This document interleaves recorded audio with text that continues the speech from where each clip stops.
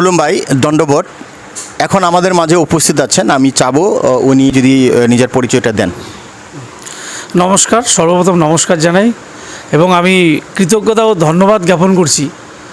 আমাদের দীর্ঘদিনের পরিচয়, কিন্তু আজকে বিনয়বাবুর দ্বারায় আমি একজন বিশেষ, যাকে বলা যায় মেষ জনজাতির মহান ব্যক্তির কাছে আসছি।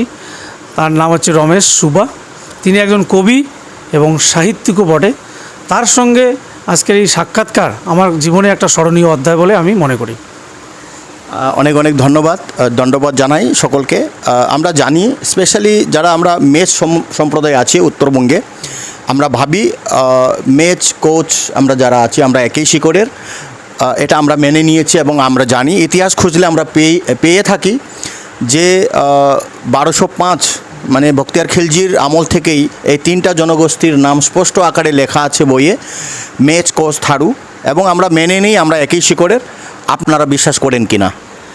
আমরা 100% এটা বিশ্বাস করি। আমি নিজেও রাজবংশী কমিউনিটির থেকে বিলং করি এবং আপনাদের বড়ো, রাভা, টোটো প্রত্যেকের সঙ্গে আমাদের ভীষণ একটা আন্তরিকতার সম্পর্ক। বিশেষ করে বলা যায়, এর আগে আমার একটা সাক্ষাৎকারে বই বেরিয়েছে উন্মোচন নামে, সেখানে ধনীরাম টোটো, সুশীল রাভা, সবার প্রায় গর্জন কুমার মল্লিক, তাদেরও সাক্ষাৎকার আছে। কিন্তু আজ আমি আসছি, এটা দ্বিতীয় খণ্ড একটা বই বেরোচ্ছে, সেই দ্বিতীয় খণ্ডের বইয়ে আমি মেষ জনজাতির একজন প্রবক্তা, যাকে আমি বলবো, যাকে ছাড়া মেষ জনজাতিকে আমরা ভাবতে পারি না, সেই রকম মানুষের বাড়িতে আসছি। এবং আসার সঙ্গে ওনার সঙ্গে কথা বলার পরে যতটুকু জানলাম যে আমার হয়তো অনেকটাই অজানা, ওনার কাছে জেনে আমি জ্ঞানের ভাণ্ডার নিজেকে আমি সমৃদ্ধ করলাম। এবং মেষ জনজাতি একটা ইতিহাস এবং অনেক পুরাণ জনজাতি, কিন্তু খারাপ লাগার বিষয় হচ্ছে এই যে আজকে জনজাতিটা ধীরে ধীরে প্রায় বিলুপ্ত হয়ে যাচ্ছে। এর কারণ হচ্ছে অনেকে শিক্ষিত হওয়ার পরেও এটাকে মেনে নিতে অস্বীকার করছে এবং বিভিন্ন জায়গায় ট্রান্সফার হয়ে যাচ্ছে, কেউ আসামে চলে যাচ্ছে। তার জন্য এখানকার যে আলিপুরদুয়ারে যে মেষ জনজাতিরা, তার থেকে সংখ্যাটা কমে যাচ্ছে। অনেকে বিভিন্ন জায়গায় সার্ভিসের সূত্রে কিন্তু যাচ্ছে, যেতে যেতে তারা কিন্তু তাদের নিজের অস্তিত্বটা বা তাদের যে একটা জনজাতির যে ইতিহাস, সেটাকে কিন্তু ভুলে যাচ্ছে। এটা যেন ভুলে না যায় এবং আমরা যতটুকু জানি এই মেষ জনজাতি যেন হারিয়ে না যায়। সরকারের কাছেও আমাদের একটা আবেদন থাকবে, এই মেষ জনজাতিকে খুব সুন্দর করে তাদের জন্য একাডেমি তৈরি করুক, তাদের বোর্ড তৈরি করুক এবং এই জনজাতি পুনরায় খুব সুন্দরভাবে, সুষ্ঠুভাবে এখানে বেঁচে থাকুক। অনেক অনেক ধন্যবাদ আপনার এত সুন্দর আমাদের প্রতি যে ভাবনা, এই ভাবনার জন্য অনেক অনেক ধন্যবাদ জানাই আপনাকে। এবং আমরা বলতে চাই, সত্যিকারের বলতে গেলে এই যে আমাদের এই উত্তরবঙ্গের যে প্রাচীনতম যে জনজাতি, এই জনজাতি আমাদের শিকড়কে ধরে রেখেছে একমাত্র মেচদের মাধ্যমে। মেচ, কোচ, রাভা, গারো, ঠোঁটো, থারু, এই প্রভৃতি এদের যে শিকড়কে ধরে রাখার একমাত্র এখন হচ্ছে মেজদের মধ্যেই আছে। সো আপনারাও মেনে নেন যে হ্যাঁ, মেজ আমাদের একটাই শিকড়, এটা আপনারাও মেনে নেন। তার জন্য অসংখ্য অসংখ্য ধন্যবাদ। যে পূর্বে ভুল হয়েছে আমাদের মাধ্যমে, আমাদের পূর্বপুরুষদের মধ্যে কিছু না হয় কিছু ভুল হয়েছে, ভুল ত্রুটি হয়েছে, সেটাকে আমাদের ঠিক করার সময় এসেছে। একসাথে মিলে আমাদের এখানকার যারা ভূমিপুত্র আমরা যারা আছি, আমরা ঠিক না করলে কেউ ঠিক করে দিয়ে যাবে না। তাই এই মুহূর্তে আমাদের কি করণীয় আছে, আমরা কেমন করে আমাদের এই যে মূল শিকড়কে একত্রিত আনতে পারবো। এবং আপনি তো মানে এডুকেটেড, মানে আমরা শ্রদ্ধা করি, আপনার সাথে কথা বলার মাধ্যমে অনেক কিছু জেনেছি, আপনার মধ্যে সেই প্রতিভা রয়েছে এবং আপনার সাথে অনেক দিন ধরে আমাদের কনভারসেশন। আজ আমরা এমন এক জায়গায় মিলিত হয়েছি যেখানে আমাদের গোটা পশ্চিমবঙ্গের মধ্যে একটা নক্ষত্র হিসাবে আমরা যাকে আমরা পুজি, যাকে আমরা শ্রদ্ধা করি, শ্রী রমেশ সুবা, উনি আমাদের ঠাকুরদা, ওনার কাছে এসেছেন এবং আমি এই মধ্যস্থতার পেরে নিজেকে গর্বিত ফিল করতেছি। তো এখন আমাদের কি করণীয়, একটু যদি সাজেশন দেন। আমি প্রথমেই বলবো, এটা প্রত্যেকটা মেষ জনজাতির শিক্ষিত ছেলে মেয়েদেরকে দায়িত্বশীল হতে হবে, দায়িত্ববোধটা নিজের কাজে নিতে হবে। আমি যেখানেই যাব, সেমিনার, যে কোনো অনুষ্ঠানে আমি আমার নিজের ভাষাকে তুলে ধরবো, আমি আমার নিজের ইতিহাসকে তুলে ধরবো। কারণ আমার যদি ইতিহাস না থাকে তাহলে আমি নিশ্চিহ্ন হয়ে যাব। তাহলে আমাকে সেমিনার টাইপ যেখানে হবে, সেখানে মেষ জনজাতি নিয়ে আলোচনা করতে হবে। যেখানে বক্তা হিসেবে যাবেন, আপনার জনজাতিকে সুন্দর করে প্রেজেন্ট করবেন, অনেক মানুষ আছে আপনাদের সম্পর্কে কোনো কিছু ধারণা নেই, সেই ধারণাটা প্রত্যেকটা মানুষের কাছে যেন পৌঁছায়। এটা দায়িত্বশীল নাগরিক হিসেবে, মেষ জনজাতির মানুষ হিসেবে আপনাদের শিক্ষিত ছেলেমেয়েদেরকে এই দায়িত্বটা নিতে হবে, তাছাড়া এটা সম্ভব নয় এবং সচেতনভাবে এটা কাজ করতে হবে। আমি যদি আমার নিজের জাতিকে কারো কাছে তুলে ধরতে না পারি, আমার লজ্জা পেলে হবে না। আমি মেষ জনজাতি, আমি কি খাই, আমার কালচার কি আছে, যে আমি অন্যের সামনে বলবো, বলার পরে আমার লজ্জাবোধ হবে, আমার বলা উচিত না, তাহলে ভুল হবে। আমার যে কালচার আমি সেটাই আমি তুলে ধরবো। আমার যে তোমার সামাজিক যে কতগুলো নিয়ম আচার অনুষ্ঠান আছে সেগুলো আমি সেভাবেই প্রেজেন্ট করব। আমি নিজেকে অন্যের কাছে ছোট করে আমি লুকাবো না, আমি গর্বের সহিত মাথা উঁচু করে বলবো আমি মেষ জনজাতি থেকে বিলং করি এবং আমার জাতির এই এই গর্বের দিকগুলো আছে, আমি সেটা সবার সামনে তুলে ধরতে হবে। এটাই হচ্ছে আমার মানে আহ্বান আপনাদের জনজাতির প্রতি।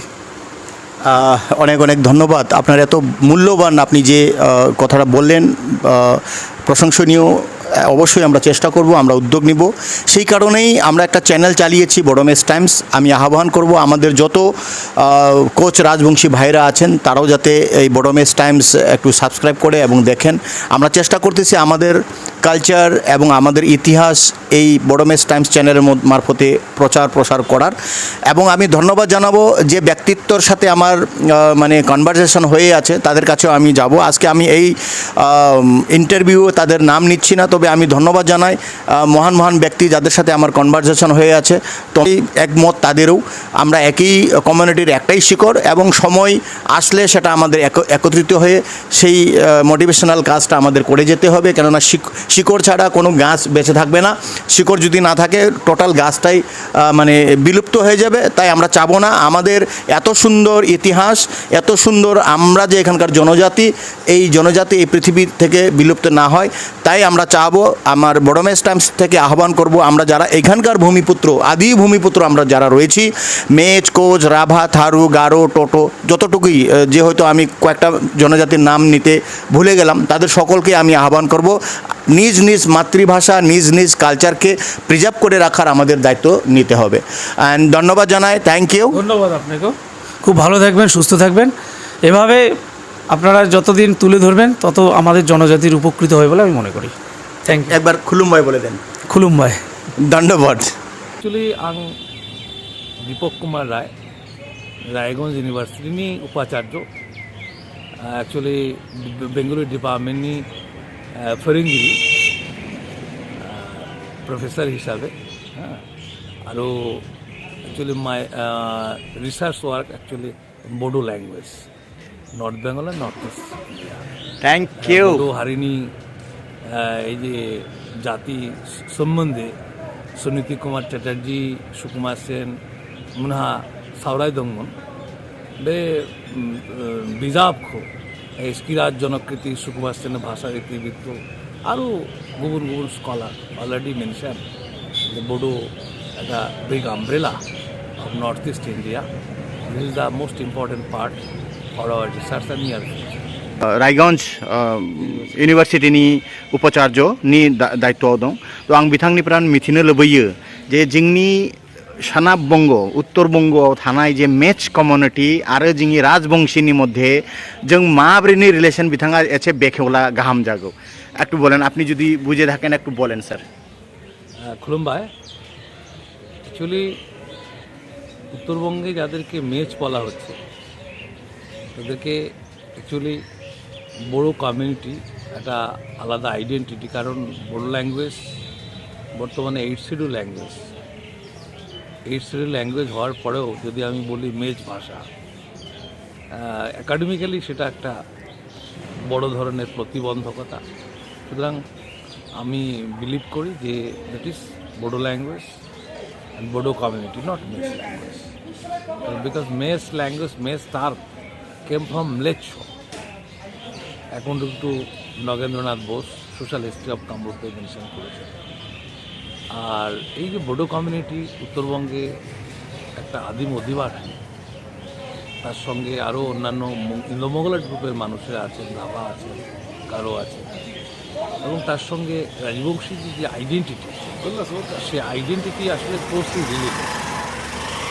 কারণ আমরা যদি পূর্বের ইতিহাস ধরি, সুনীতি কুমার চ্যাটার্জির কিরাত জনকৃতি পড়ে বা কোচ ডাইনেস্টির হিস্ট্রি যদি পড়ি, বিশ্বসিংহ, চিলারায়, নরনারায়ণ, তাহলে দেখব যে এই একটা বৃহত্তর অঞ্চলে এই যে একটা কমিউনিটি রাজবংশী, যারা আজকে রাজবংশী নামে পরিচিত, আসলে তো বৃহত্তর কোচ আমব্রেলার একটা অংশ।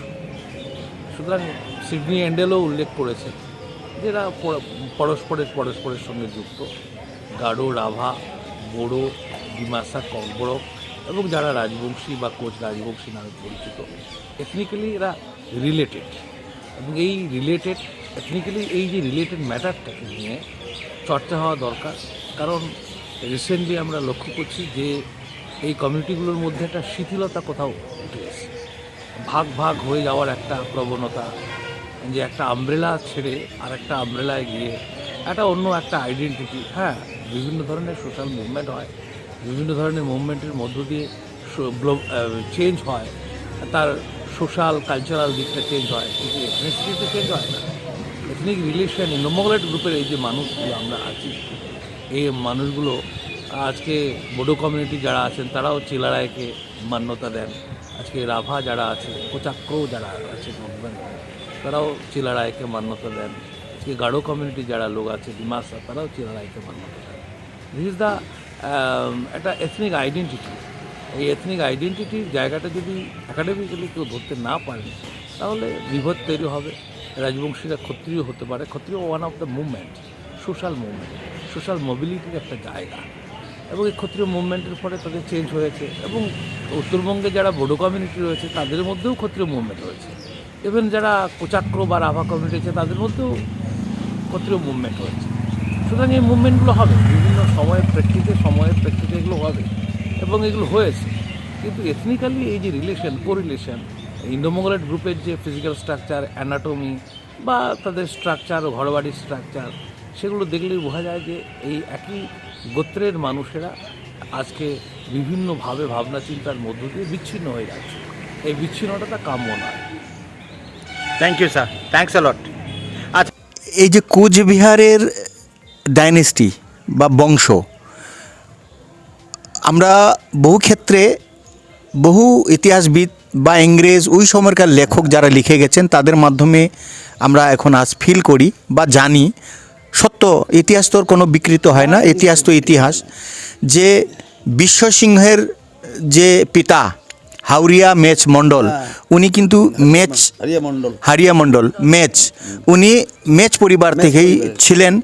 আপনি ওই ব্যাপারে কতটুক জানেন? দেখুন, আমি অত পুরনো ঠিক বলতে পারবো না। তা হারিয়া মণ্ডল তো ছিল মেনলি হাজোতে আর কি। হ্যাঁ, তৎকালীন সময়ে এই এরা মানে এই ছিল আর কি, সামাজিক লিডার ছিল। এবং শুধু সামাজিক লিডার বলে নয়, হারিয়া মণ্ডল ছিল আরও প্রভাবশালী, বিশাল ব্যাপার। তার দুই স্ত্রী হীরা, জিরা।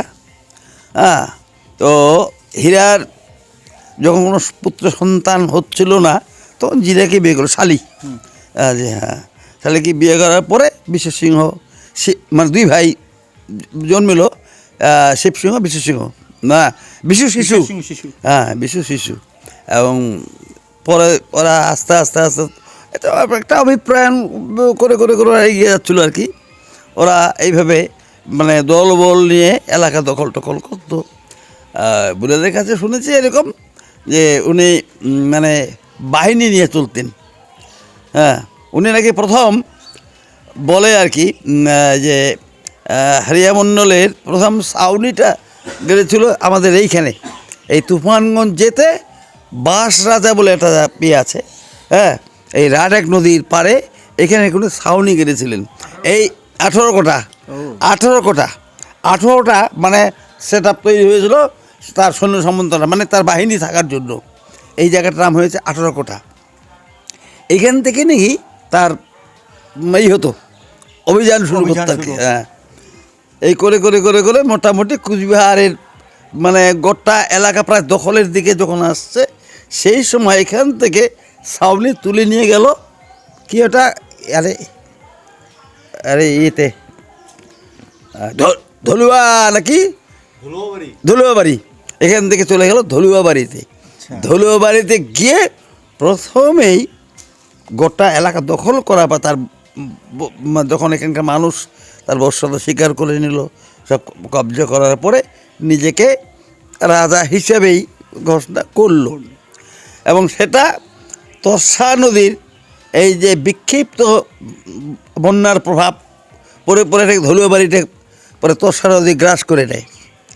এবারে এই তর্ষারই পারে এসে আরও একটু উপরের দিকে এসে এই কুচবিহার এখন যেটা রাজবাড়ি, এইখানে নাকি তারা এই সেট আপ তৈরি করে।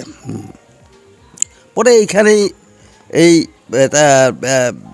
বিশ্বসিংহের রাজত্ব প্রতিষ্ঠা হয়। আর তারপরে তার ছেলে এই কি নরনারায়ণ থেকেই মানে রাজাদের পুরা এটা মানে রাজত্বের যে এগুলো নরনারায়ণের সময় থেকেই প্রসার হয়। হ্যাঁ।